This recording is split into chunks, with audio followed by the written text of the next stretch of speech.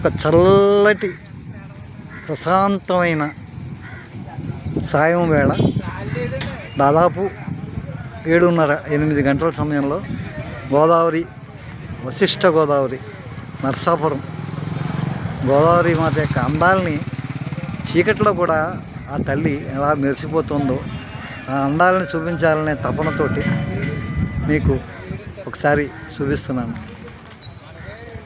ఇదిగో గోదావరి ఎంత చక్కగా ప్రవహిస్తుందో చూడండి.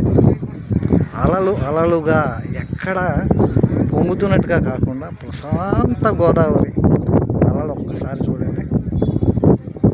ప్రశాంతంగా వెళ్తుంది, ఎక్కడ ఆటపోట్లు లేకుండా ప్రశాంతమైన చల్లటి వాతావరణంలో ఈ గోదావరి తీరం ఎదురుకుండానే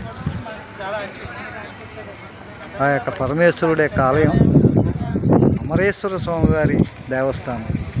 అమరేశ్వర స్వామివారు ఆ పార్వతీమాత, పార్వతీ అమరేశ్వర స్వామివారు.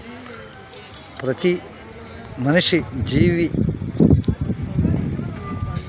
ఎవరైనా సరే అందరూ ఆమె కనుసరణలో, పార్వతీమాత కనుసరణలో, అమరేశ్వర స్వామి కనుసరణలో ప్రయాణం సాగించవలసిందే. ఇది లౌకికమే కాకుండా పారమార్థికం కూడా. వారి కనుసరణలోనే ఈ తీరం నుంచి ఆ తీరం దాటుతారు. ఆధ్యాత్మికంగా సంసార నావను నడిపించే పార్వతీ పరమేశ్వరులు వారే మరి ఆది దంపతులుగా మనం నడిపించి ఈ గట్టు నుంచి ఆ గట్టు నుంచి మన ఈ పంటుల్ని, నావల్ని ఎలా నడిపించారో అలాగే మన జీవిత రథాన్ని కూడా, జీవిత నౌకని కూడా వారు సాఫీగా పార్వతీ పరమేశ్వరులు నడిపించి మనని నిరంతరం అనుగ్రహిస్తూ ఉంటారు.